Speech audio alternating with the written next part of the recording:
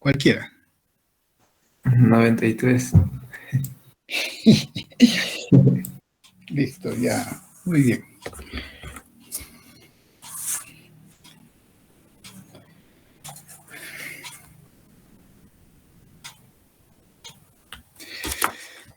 A ver, compartiremos el tema del día de hoy.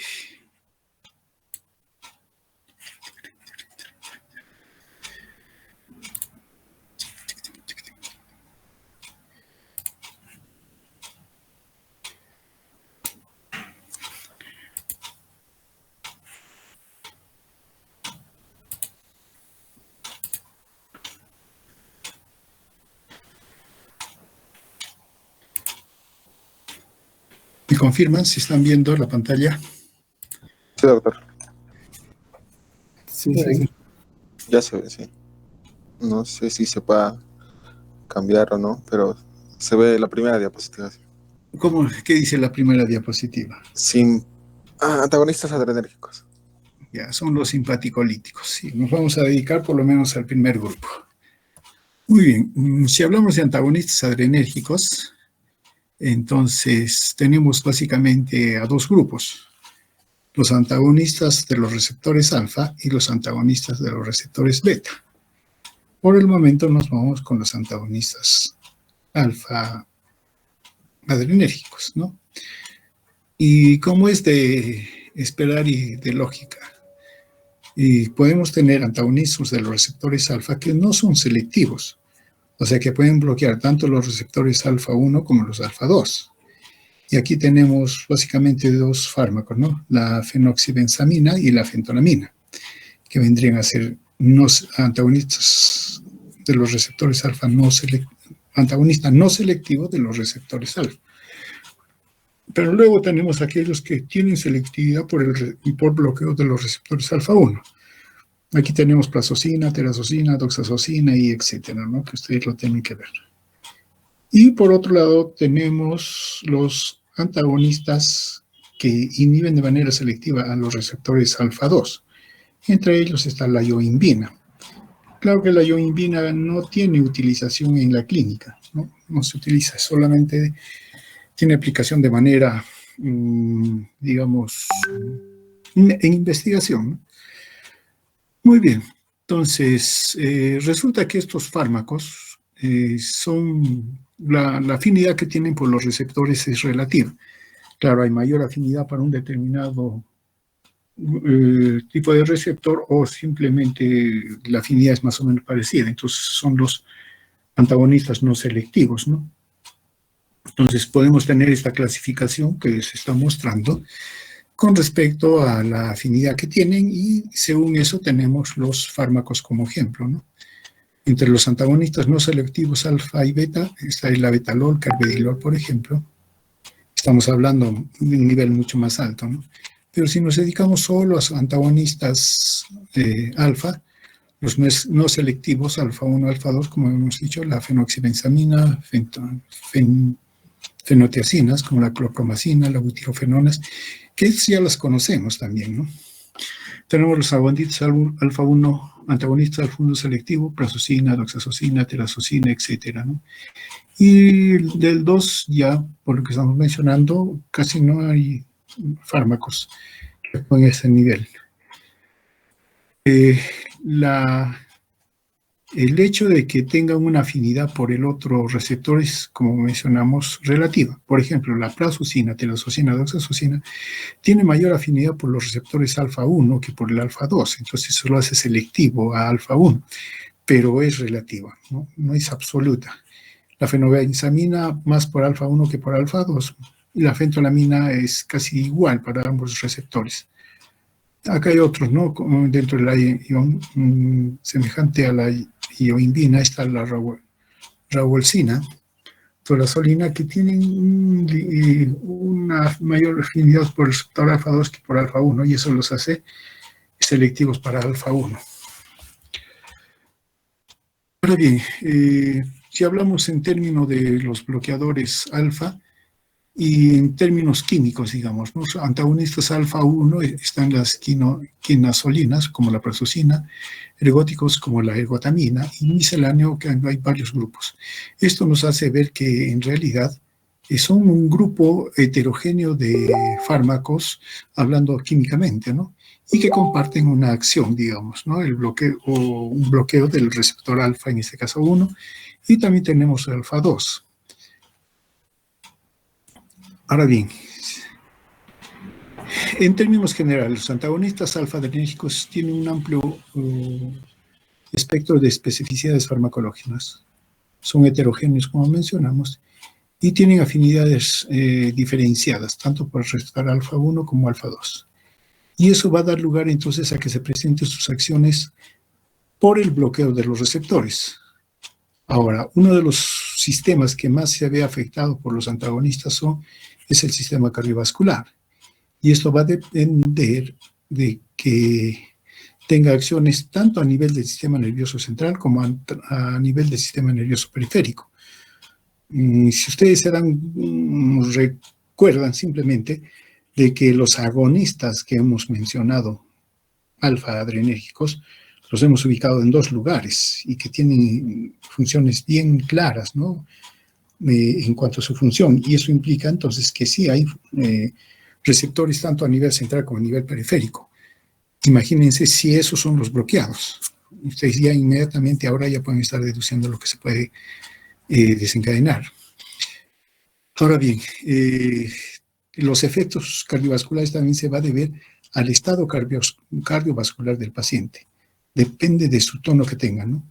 Si hay un aumento de la actividad cardiovascular por alguna razón, entonces se va a hacer bien notorio el efecto que va a tener de bloqueo, en este caso de los receptores alfa. Y definitivamente el efecto que se puede tener va a depender de la selectividad del fármaco utilizado con respecto al receptor.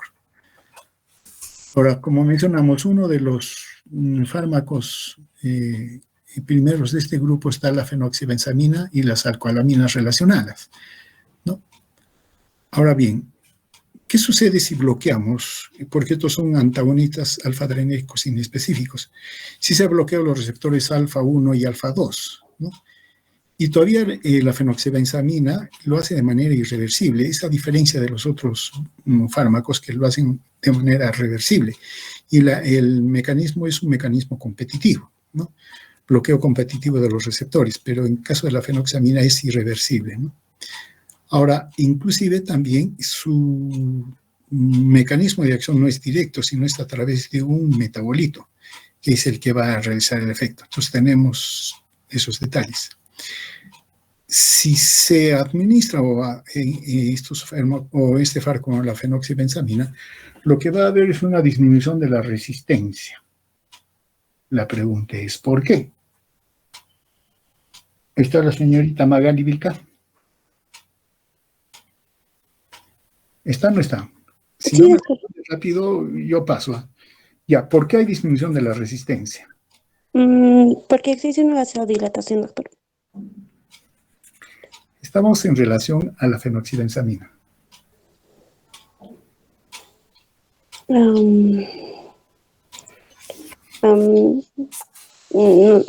sabría decirle, doctor. Ruth Almendre. ¿Está? Sí, doctor. Ya. ¿Por qué?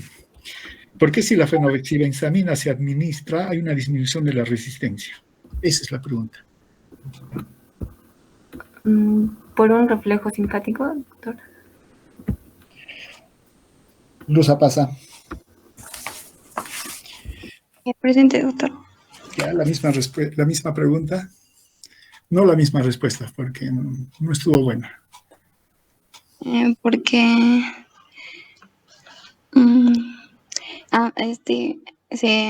¿cómo se bloquean el receptor alfa 1 y por lo tanto no, o sea, va a haber una vasodilatación por el reflejo simpático.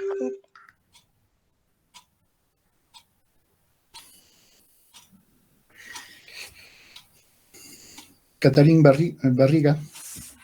Sí, doctor, es porque A nivel de los receptores alfa-1, cuando se une un agonista adrenérgico, hay una vasoconstricción. Entonces, si es que el antagonista se une, va a bloquear este efecto de vasoconstricción y se va a producir la vasodilatación con disminución de la resistencia vascular periférica. Ya, listo, muy bien. También está asociado a aumento de la frecuencia cardíaca y aumento del gasto cardíaco. La pregunta es, ¿por qué? Alexander Canaza. Presente, doctor. ¿Por qué?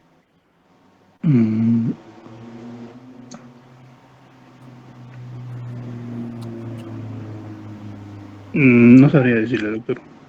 Ricardo Chino.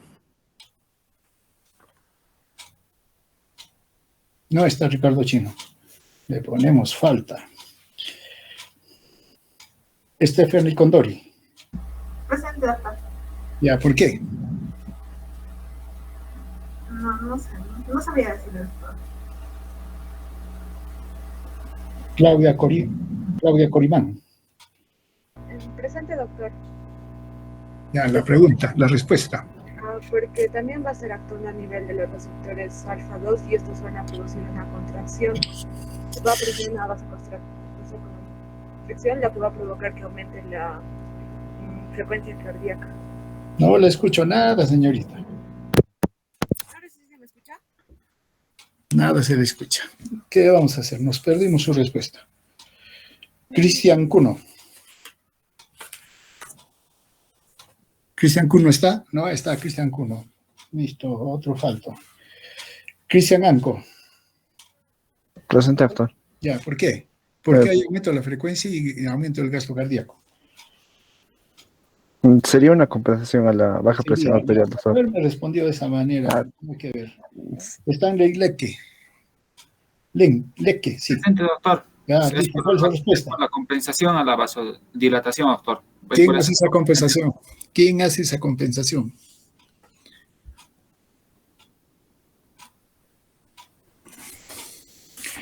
Ay, qué muchachos.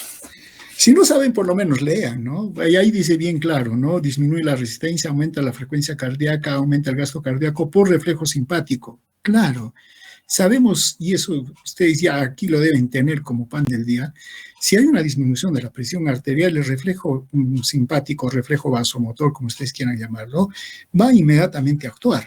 Y entonces, ¿qué va a hacer? Con los vasos no va a poder hacer nada porque ya el receptor está siendo bloqueado, pero sí el corazón va a quedar libre, no está siendo afectado, mejor dicho. Entonces sí, el reflejo simpático vasoreceptor va a hacer que aumente el corazón su frecuencia cardíaca y eso hace que aumente el gasto cardíaco. Ahora, ¿por qué aumenta el gasto cardíaco?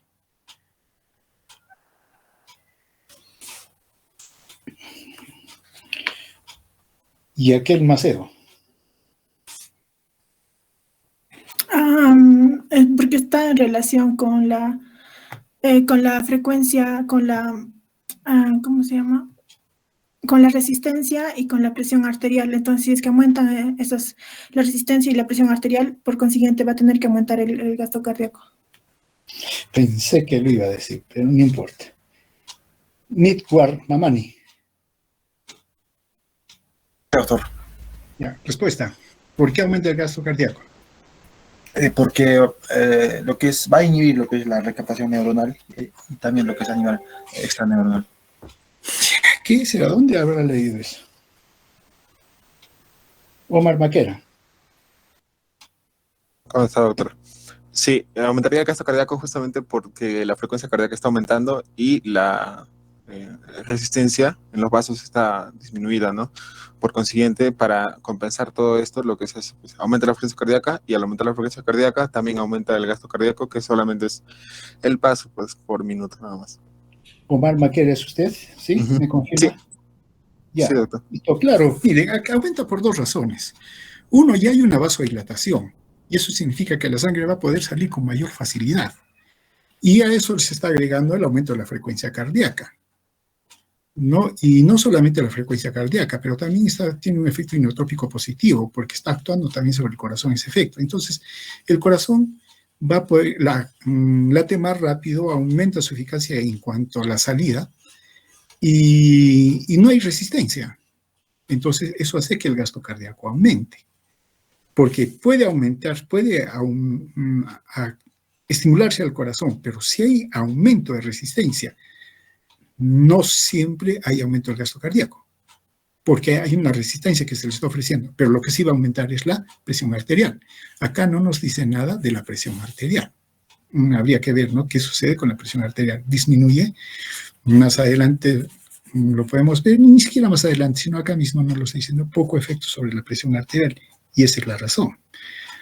Ahora, por otro lado, invierte el efecto opresor de la adrenalina exógena por persistencia de los receptores beta que no tiene oposición. Claro, la adrenalina tiene efecto alfa-beta, pero si bloqueamos el alfa, el beta no está siendo bloqueado, ¿no? Y entonces el efecto opresor de que eleva la presión arterial, la adrenalina, se invierte. ¿Y qué cosa tenemos? Aumento o disminución de la presión.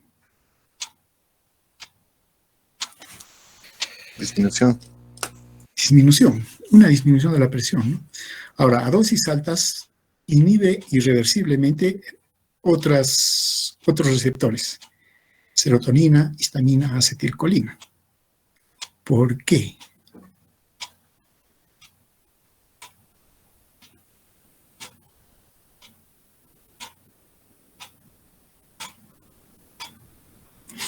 Debido a que este fármaco tiene esa acción irreversible, o sea, se fija al receptor y no lo va a dejar sino hasta que todo el complejo sea eliminado, su vida media es de 24 horas y por lo tanto sus efectos van a ser por varios días, ¿no? Sus efectos todavía finalizan hasta que hay una nuevosíntesis de los receptores y por lo tanto dura bastante tiempo, ¿no? Debido al mecanismo de acción que tiene y a los efectos que se desencadenan, y también debido a que su efecto es prolongado, sus aplicaciones se derivan para casos de feocromocitoma, que son tumores de médula ósea suprarrenal que producen adrenalina y también noradrenalina, pero sobre todo adrenalina, ¿no? En caso de neuronas simpáticas hipersecretantes de acatecolaminas, que es mucho más raro, pero también hay, en caso de hipertrofia prostática benigna, por bloqueo de la contracción del trígono y el esfínter vesical, inducido por los receptores. Acordémonos que quien controla el trígono y el esfínter vesical no es tanto el sistema parasimpático, sino es el simpático y a través de los receptores alfa, y estos son bloqueados, ¿no? Y eso favorece la evacuación. Ahora, la próstata tiene un gran componente muscular liso, también controlado por receptores alfa, y es por eso que tienen este efecto en caso de hipertrofia prostática benigna. Dentro de los efectos adversos, claro, es extensión de su mecanismo de acción y hacia sus efectos, ¿no? Claro, si es mucho, la presión sí más bien va a bajar, sobre todo la hipotensión postural.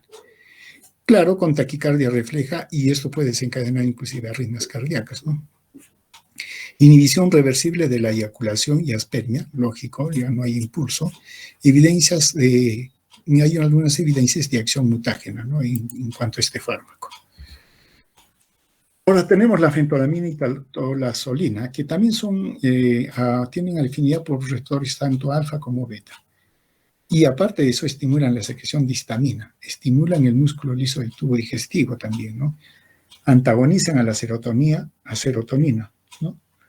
Esto por un bloqueo de los canales de potasio.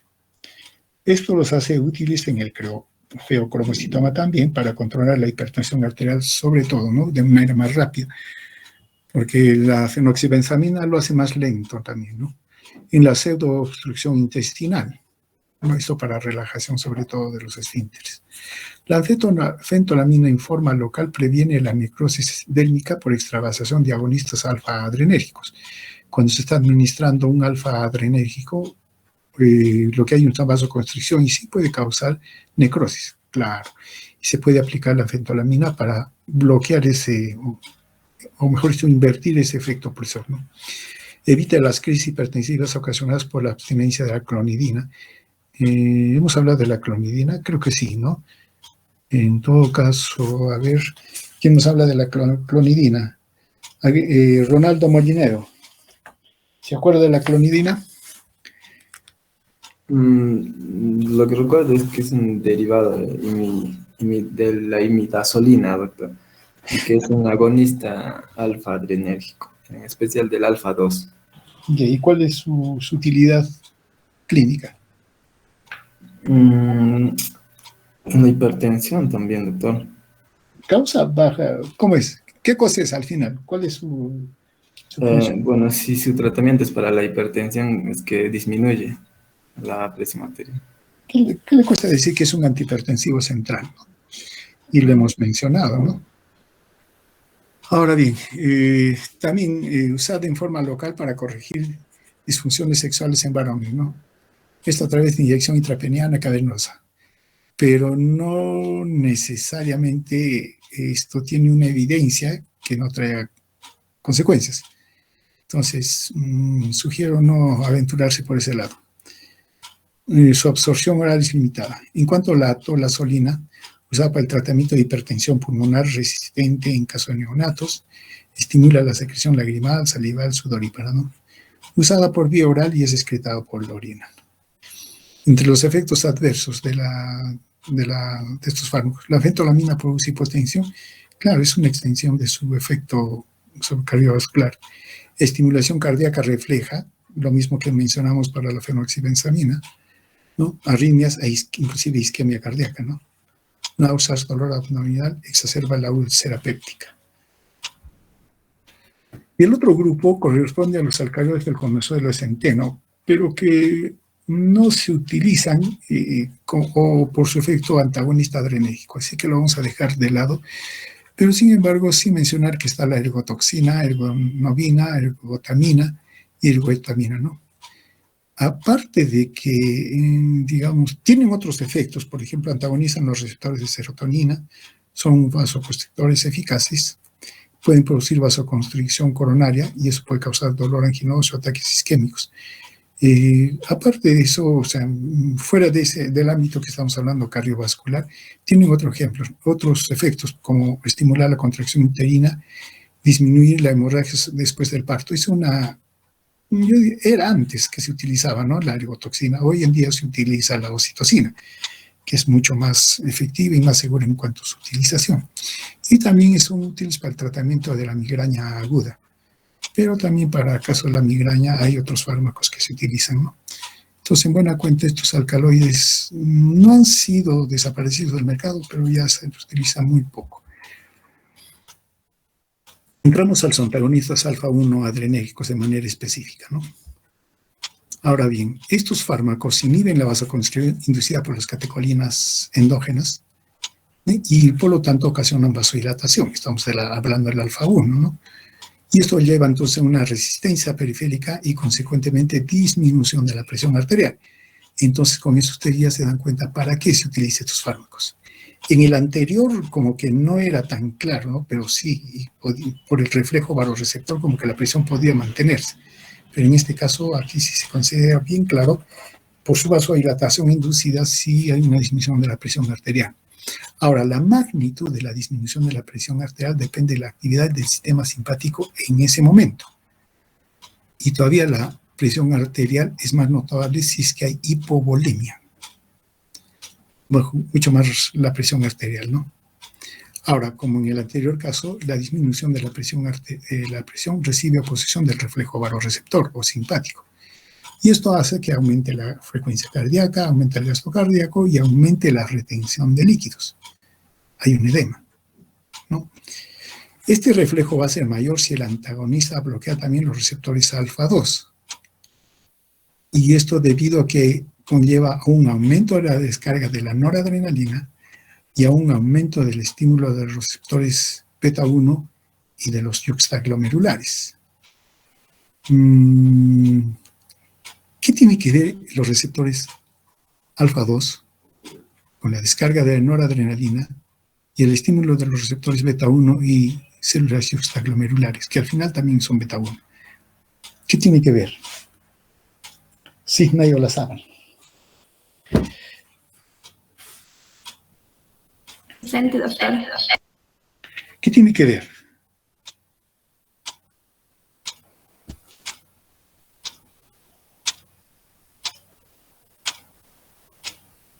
William Ojeda. ¿Está William Ojeda? Sí, doctor, presente. Por lo menos digan presente, porque no me responden y yo les pongo falta. Presente, doctor. Ya, respuesta. No sabría decir, doctor. Lisbeth Provincia. Presente, doctor.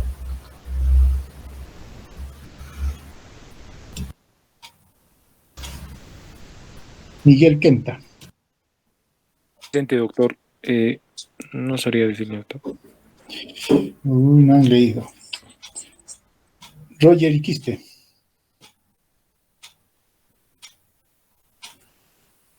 No está Roger. Karen Quispe. Presente, doctor. ¿Se me escucha? Sí, sí, lo estamos escuchando. Ya, bueno, en cuanto a mi respuesta sería que al haber bloqueo de los receptores alfa 2, el resultado da un aumento en la descarga de noradrenalina. ¿Por Se qué? potencia No, sí, ¿por qué? Porque los receptores alfa 2, cuando no están bloqueados, estos inhiben la liberación de noradrenalina. ¿Solo de noradrenalina? Bueno, de las catecolaminas, doctor. Incluyendo acetilcolina. Ese es otro de los efectos, ¿no? En buena cuenta, entonces, los receptores alfa 2, ¿qué hacen con el sistema simpático? Así, los receptores alfa 2 Sin estar bloqueados, aumentan o disminuyen la actividad simpática.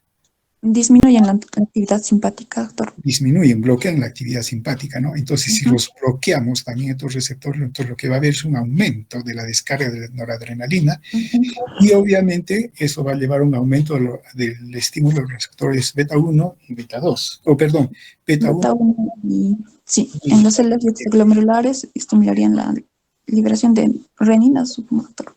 Listo, muy bien. Por otro lado, tenemos el bloqueo de los receptores alfa 1, ¿no? Listo. Y esto inhibe la vasoconstricción que inducen, ¿no? Y el aumento de la presión arterial inducida por las aminas simpático-miméticas. Claro, va a haber una disminución por la vasodilatación, ¿no?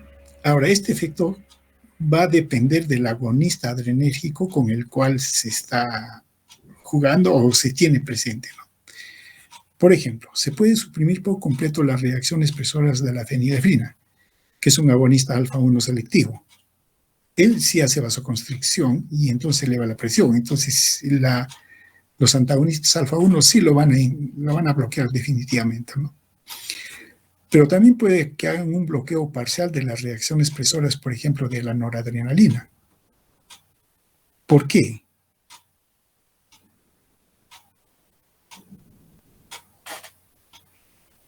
Jorge Roque. Presente, doctor. Ya, ¿por qué? ¿Por qué sería solo parcial la disminución de la presión inducida por la noradrenalina? No sabría decirlo, doctor. Leti Toque.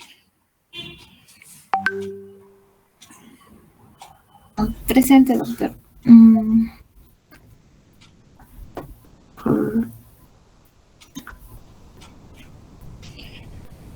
Lisbeth Yupanqui. Presente, doctor. Ya, ¿por qué? Hijo. No sé. No sé qué. Se ríe todavía. Bueno, ¿qué vamos a hacer? La inocencia que le valga.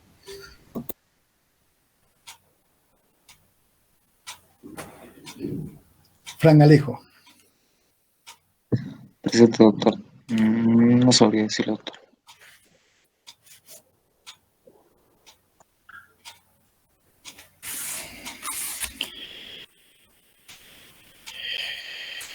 Vilma Pasa.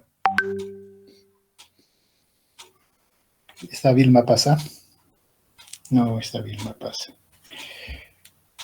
Aldo Barragán. Tampoco está Aldo Barragán. Doctor. Ya le puse falta. Ya. Pedro Callata. Presente, doctor. No sabría decirlo. Oscar Calla. ¿Está? No está. Mayra Condori. Presente, doctor. Ya, ¿por qué? No sabría decirle. Doctor, disculpe, Calla Huacasi, doctor. Ya pasamos. Steve Condori. Presente, doctor. Ya, ¿por qué? No le podría decir. Rosemary Cosi. Presente, doctor. No sabría decir.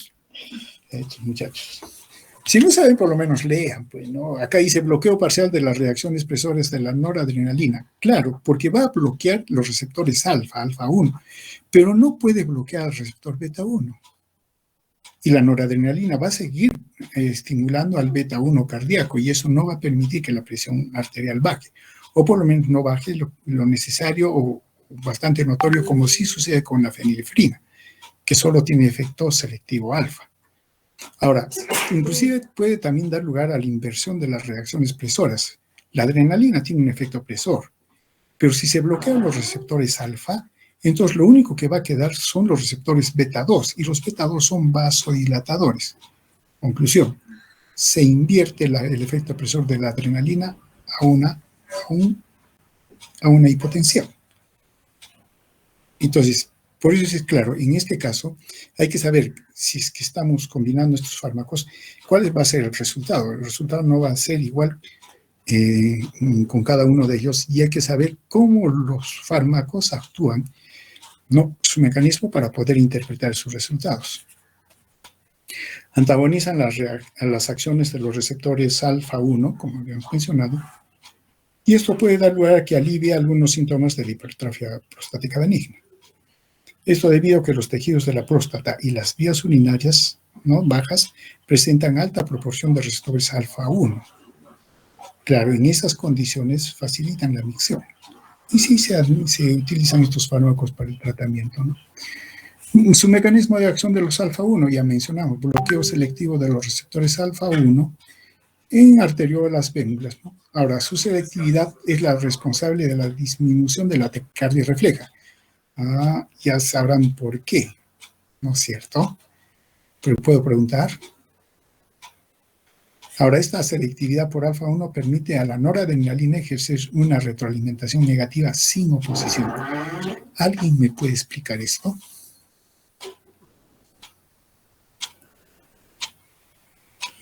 Mientras alguien se va animando. Reduce la presión arterial mediante dilatación tanto de los vasos de resistencia como los de capacitancia. Vale decir, tiene efecto vasodilatador tanto en arterias como en venas. Ahora, son mucho más eficaces si es que se asocian con agentes beta bloqueadores, claro, porque ellos, los alfa 1, bloquearían lo que es los vasos, ¿no? Disminuyen la resistencia. Pero si eso le agregamos un bloqueador beta que inhibe al corazón, claro, la presión arterial baja de manera más notoria, ¿no? Ahora, considerando esto, su actividad terapéutica, se consideran dos acciones principales: la acción vasodilatada periférica, que ya hemos comentado bastante, y la relajación de la musculatura lisa de las vías urinarias y la vejiga, ¿no? Reduciendo la obstrucción urinaria en pacientes sobre todo con hiperplasia prostática. Eso los hace que sean indicados en hipertensión arterial, en caso de insuficiencia cardíaca congestiva, porque puede salir más, o sea, pueden ayudar al corazón, ¿no? Ya no hay resistencia, en el síndrome de Raynaud y en la hipertrofia prostática benigna. La pregunta es, ¿qué cosa es el síndrome de Raynaud? Doctor, es cuando se presenta cianosis, doctor, en solo las mujeres. Bueno, el síndrome de Raynaud solo es las mujeres, doctor. ¿A qué se debe esa cianosis? ¿Por qué vasoconstricción? Es un fenómeno de vasoconstricción, ¿cierto? Sí, doctor. Exacto. ¿Y se presenta en qué momento? En esta temporada, frío. En la temporada de frío. Y sobre todo es característico en la mañana, temprano, ¿no? Claro, es el momento en que más hace frío. Entonces las manitos se ponen frías. Todos tenemos esa sensación, pero no todos tenemos las manos cianóticas, como dice su compañero, y eso se debe a una intensa vasoconstricción. Y es un problema, sí es un problema, ¿no? En caso de, sobre todo en mujeres, no es exclusivo de las mujeres enteramente, pero da más en las mujeres. Y tenemos ese problema, ¿no? Conocido como el síndrome de Raynaud. Bueno, entonces, haciendo un recuento con respecto a los bloqueadores alfa, los efectos cardiovasculares, sus efectos en el territorio arteriolar, disminuye la resistencia periférica, disminuye la poscarga, y esto da lugar a una hipotensión arterial y por el reflejo que mencionamos con taquicardia, ¿no? A nivel del tejido de las venas, disminuye el retorno venoso, disminuye la precarga, disminuye el gasto cardíaco. Todo esto complementa entonces su actividad, aunque no deprime al corazón, pero por las modificaciones hemodinámicas al final hay una disminución del gasto cardíaco. Y esto se va a manifestar en hipotensión postural, por ejemplo, por la pérdida del reflejo compensador. Tiene otros efectos a nivel no cardiovascular. Inhibe la contracción del trígono, el esfínter vesical y el músculo lisuretral proximal y la próstata, ¿no? Y a nivel prostático también. Inhibe la eyaculación, reduce la sudoración simpática, lógico, facilita la congestión nasal. Entonces, dentro de los efectos adversos que comúnmente se observan con estos bloqueadores, hipotensión ortostática. Claro, porque si el mecanismo de compensación está medio bloqueado, entonces cuando la persona se levanta no va a poder corregir rápidamente, entonces tiene esa sensación de mareos, todo, ¿no? Esto se llama una hipotensión ortostática. La taquicardia, puede haber vértigos también por la falta de irrigación adecuada y disfunción sexual, como hemos mencionado, ¿no? Hay problemas en la eyaculación. Bueno, para simplemente recalcar, ¿no? Su utilidad o aplicación terapéutica en la hipertensión arterial, hiperplasia prostática benigna, insuficiencia cardíaca, angina de pecho, puede ser, pero aunque no tanto se utilizan estos fármacos para angina de pecho, hay otros. Y inclusive en el glaucoma. La pregunta es, ¿por qué en el glaucoma?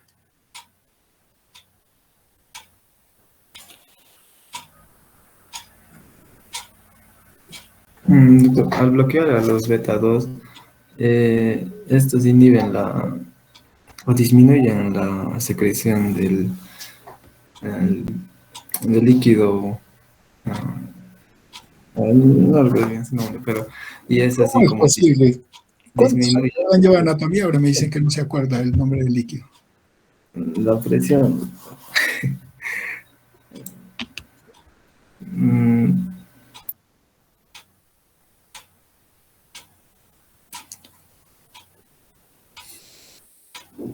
¿Alguien más que nos ayude?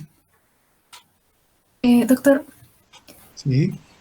en los receptores alfa 2, bueno, estos ayudan a reducir la presión intraocular, disminuyendo la secreción del humor acuoso. Entonces el mecanismo sería disminución del humor acuoso. ¿Sí? Claro, si son útiles su aplicación terapéutica. ¿Sí? ¿Sí o no? Nada más quiero saber. Sí, doctor. Ya, listo, muy bien. Aplicaciones de los antagonistas alfa 1 y la hipertensión esencial, ¿no? Inclusive disminuye el colesterol. Habría que averiguar por qué disminuye el colesterol. Hipertrofia prostática benigna, la tamsulosina, sobre todo para pacientes quirúrgicos o que están en espera, ¿no? En el feocrisitoma, cuando no es posible cirugía, crisis hipertensiva, la fentolamina, por ejemplo, y el síndrome de Raynaud o enfermedad de Raynaud. ¿Cuál es la diferencia entre enfermedad de Raynaud y el síndrome de Raynaud?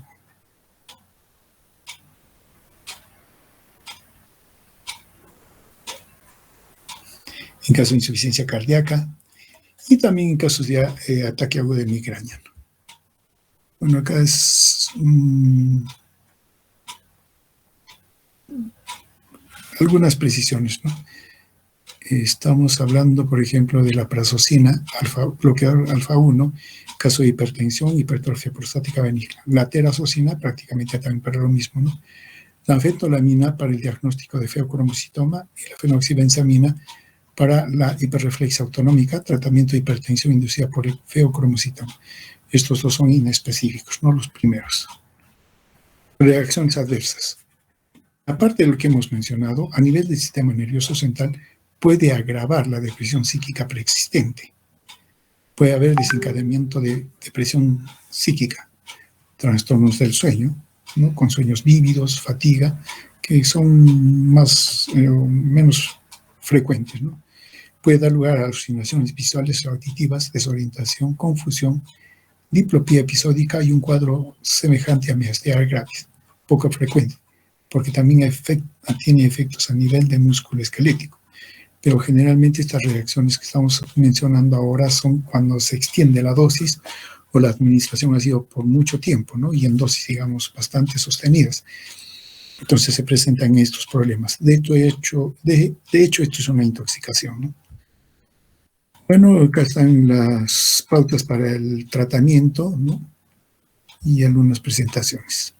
Hablando de algunos antagonistas alfa 1 específicos, está la prazosina, la terazocina, que son bloqueantes selectivos de los receptores alfa 1 adrenérgicos, ¿no? Y tienen efecto tanto en las arterias y venas. En cuanto a su farmacocinética, solo cerca del 50% de la prazosina está disponible después de la administración por vía oral. Su tiempo de vida media, 3 horas. La terazocina sufre pocos cambios de metabolismo del primer paso y tiene una vida media de 12 horas, por lo tanto su efecto también es mucho más largo, ¿no? Sus efectos adversos cardiovasculares, como todos los alfa bloqueadores, la hipotensión postural sobre todo, ¿no? Y generalmente esto se presenta con la primera dosis. Y por eso es que cuando se administra estos fármacos hay que empezar con dosis bien bajas, ¿no? Porque pueden derivar inclusive a un síncope. Entonces, y sobre todo se aconseja administrar o iniciar el tratamiento en la noche cuando el paciente ya se va a dormir, ¿no? Baja dosis, pequeña dosis y en el momento que va a descansar. Y se va a ir aumentando hasta tener el efecto vasopresor o disminución de la presión y el efecto adverso se va controlando o simplemente no se presenta, ¿no? Entonces, de esa manera se va ajustando la dosis hasta que se obtiene la dosis efectiva que se quiere y también se verifica que no hay el efecto adverso, ¿no? Se han descrito casos de dolor anginoso e infarto de miocardio, ¿no? En cuanto al sistema nervioso, cefalea, es lo más frecuente, somnolencia, ansiedad, insomnio. Otros, fatiga, efectos anticolinérgicos, claro. ¿Por qué anticolinérgico? ¿Y mi quispe? Doctor, presente. Sí. ¿Por qué tiene efecto anticolinérgico?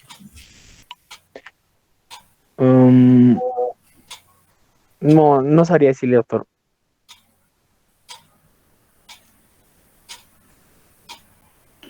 Quispe Bravo.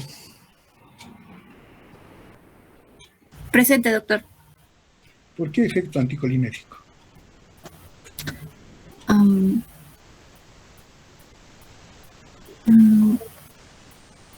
No sabría decirle, doctor.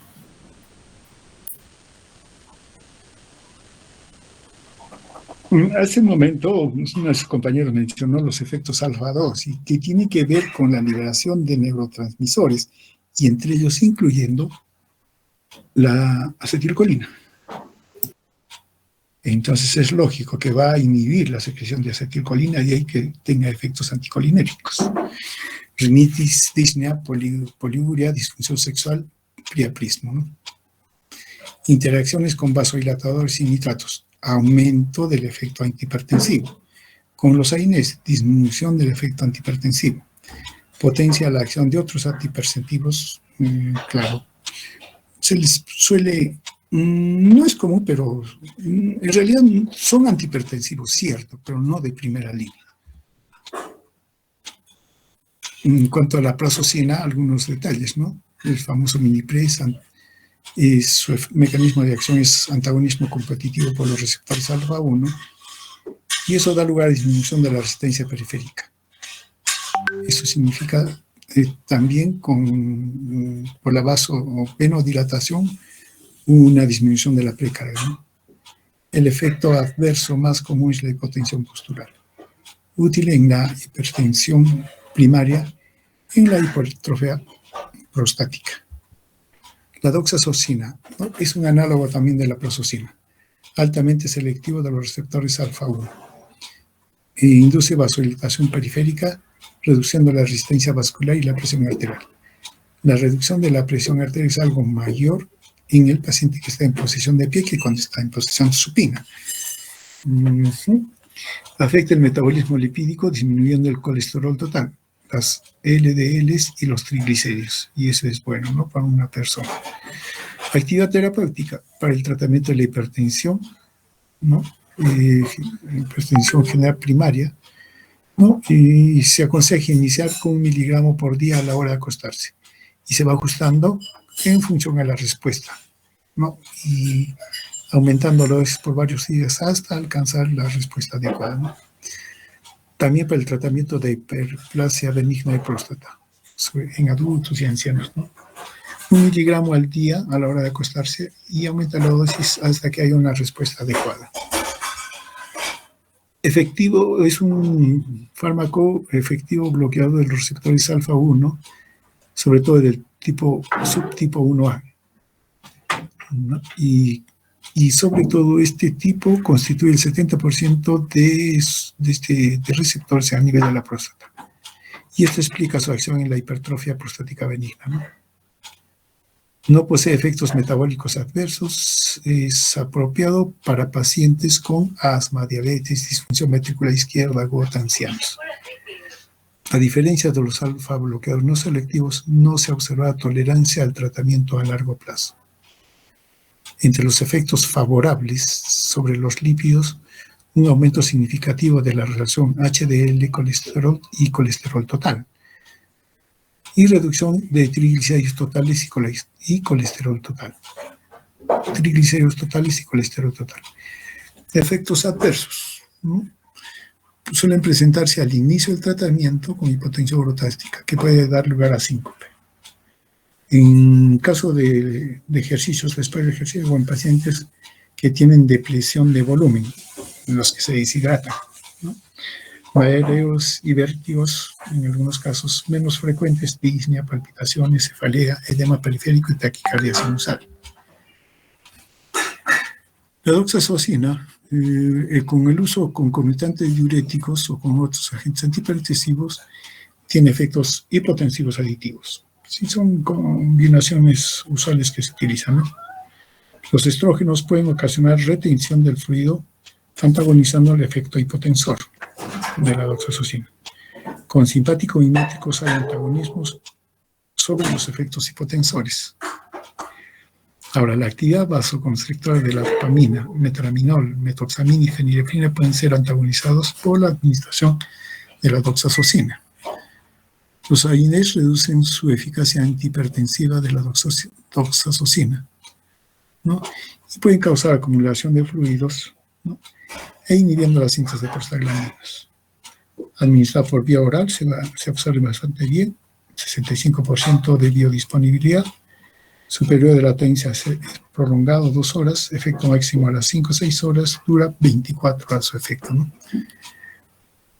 Tiene un gran porcentaje que se une a las proteínas.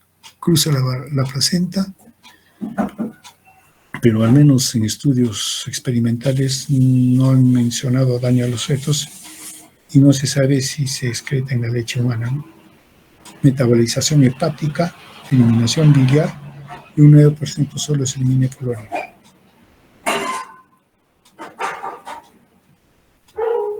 Aplicaciones: hipertensión arterial, ¿no?, en caso de insuficiencia cardíaca congestiva, en la hipertrofia prostática benigna.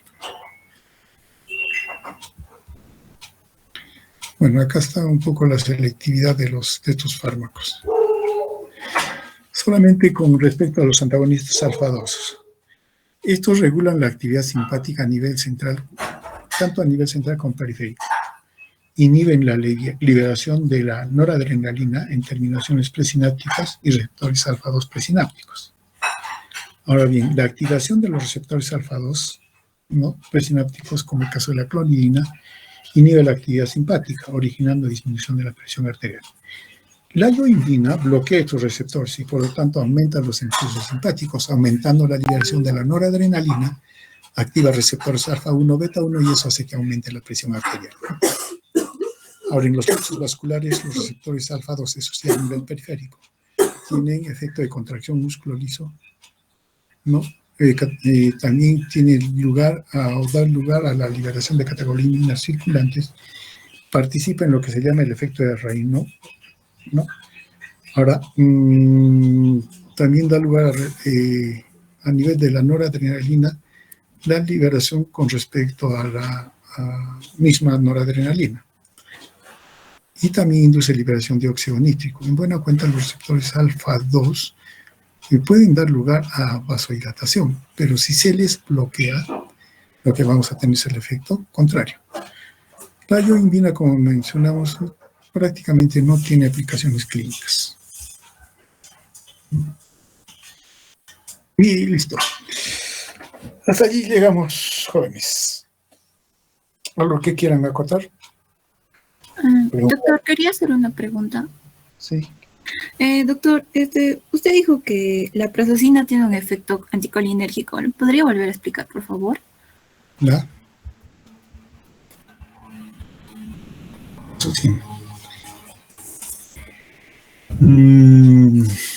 A ver, veamos. Estamos hablando de los efectos sobre los receptores alfa-1, ¿no es cierto? Y ahí está considerada la prazosin. Pero para esto tenemos que recordar los efectos que tienen el alfa-1 y también el alfa-2. Porque si bien es cierto, estamos hablando de antagonismo alfa-1 porque tiene mayor selectividad, esto no deja de que tenga efecto sobre los receptores alfa-2. Ahora, si uno recuerda los receptores alfa-2, ellos están comprometidos en la supresión de estímulos simpáticos de salida, aumentando el tono vagal, por ejemplo, facilitando la agregación plaquetaria inclusive, inhiben la liberación de noradrenalina y acetilcolina en las terminaciones nerviosas y también tienen un efecto regulador metabólico. Y todo eso, ¿no? Entonces, si eso tiene los receptores alfa-1 o alfa-2, si los inhibimos van a tener el efecto contrario. Y ahí es donde se tienen los efectos colinérgicos, anticolinérgicos que estamos mencionando. Hay que recordar esos efectos. Generalmente nosotros no los nombramos, ¿no? Porque estamos más pensando en propiamente el efecto simpático, ¿no? Pero tienen otros efectos también, estos receptores, que un poco que se alejan del, digamos, del concepto cardiovascular nada más que solemos manejar.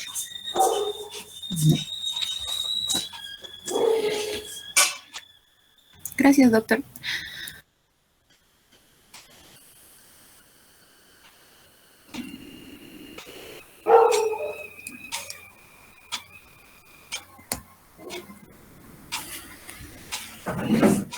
Listo, muy bien.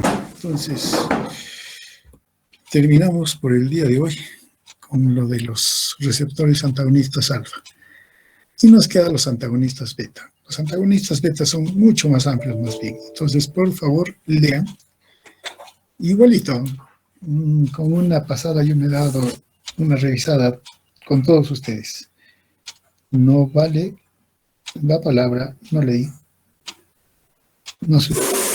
Listo, entonces, para mañana sí, léanse todo lo que es bloqueadores beta, y de hecho al leer bloqueadores beta van a tener que repasar las acciones de los receptores beta, ¿no?